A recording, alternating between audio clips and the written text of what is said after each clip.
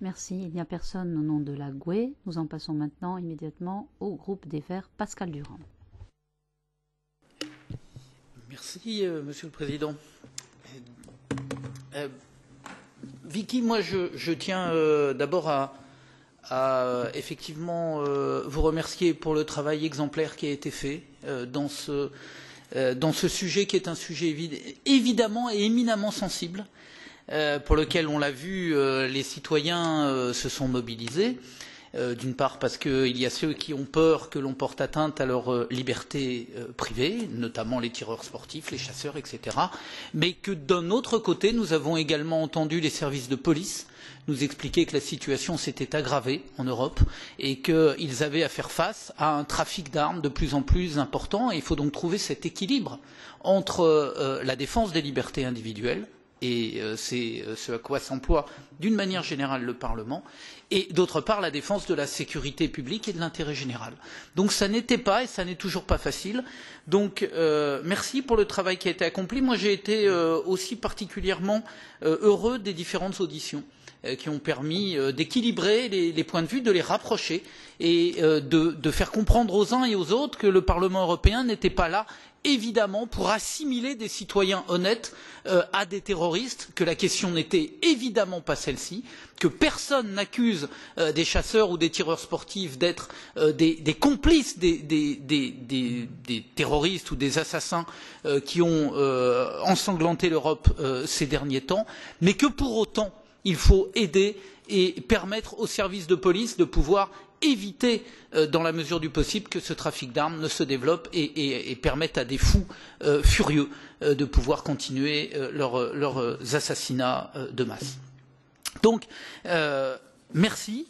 Et d'une manière générale, nous soutiendrons et nous soutenons ce rapport, notamment sur les questions liées au stockage des armes, aux tests médicaux, aux achats en ligne, à l'obligation de dénoncer des achats suspicieux, de mettre en place des plateformes d'échange de données, même si je comprends que tout ça doit être affiné, travaillé, mais le principe est bon, et de laisser les armes converties en armes à blanc dans leur catégorie d'origine.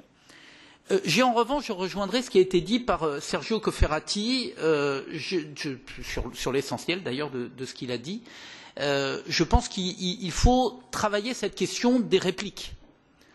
Il est évident que la définition posée au départ par la Commission n'est pas la bonne. Ça n'est pas possible d'assimiler un jouet ou une réplique à une arme. Ça n'est pas sérieux. Enfin, ça n'est pas sérieux. Pardon pour le terme sérieux. Ça n'est en tout cas pas juridiquement possible de maintenir cela. En revanche, il faut avoir quand même en tête que certaines répliques peuvent avoir vocation à se transformer en armes. Et celles-là sont dangereuses. Donc il faut trouver un terme, de nouveaux termes, de nouveaux mots pour faire en sorte que ces répliques ne soient pas utilisées comme de véritables armes. J'ai une divergence peut-être sur la question des armes désactivées. S'il y a une nouvelle réglementation qui définit de nouvelles normes de désactivation, à mon sens, il faudrait qu'elle s'applique à tout, puisque même les anciennes armes devraient être peut-être mise dans cette réglementation et en vigueur. Je pense que ça n'est pas choquant. Petite question sur les réservistes. J'ai entendu notamment les Finlandais expliquer à quel point il était important pour eux de préserver cette armée de réservistes et qu'elle soit armée. Ok, j'ai pas de sujet avec ça, c'est parfaitement cohérent. Pour autant, on peut quand même avoir un contrôle sur les armes, un contrôle sur les conditions de stockage. Enfin, il y a un certain nombre de règles qui peuvent être édictées sans porter atteinte au principe d'une armée de réservistes. J'ai pas de difficulté. Ça n'empêche pas un certain encadrement. J'ai un problème avec les mineurs, les cadeaux d'armes aux mineurs. Le fait que les mineurs ne soient pas soumis à la même législation que les adultes, ça me pose un double problème. D'abord parce que ce sont des mineurs et que par ailleurs, ce n'est pas parce que c'est un cadeau que l'on doit se dispenser des règles qui normalement sont applicables en matière de vente et de détention. Donc là aussi, peut-être il faudrait affiner. Je rejoins Sergio, je ne vais pas répéter ce qu'il a dit sur la différenciation entre les musées et les collectionneurs privés. On s'est aperçu notamment dans les attentats de Montpellier de mémoire en France qu'il y avait utilisation d'armes de collection et qui venaient de collections privées. Donc les musées, c'est soumis à un contrôle qui est un contrôle et des garanties et des conditions de sécurité qui sont évidemment supérieures à celles des collectionneurs privés. Donc moi je maintiendrai la distinction entre les collections privées et les musées et les collections publiques. Sinon, et c'est mon dernier point, j'ai toujours, moi, une difficulté avec les armes semi-automatiques transformables en armes automatiques.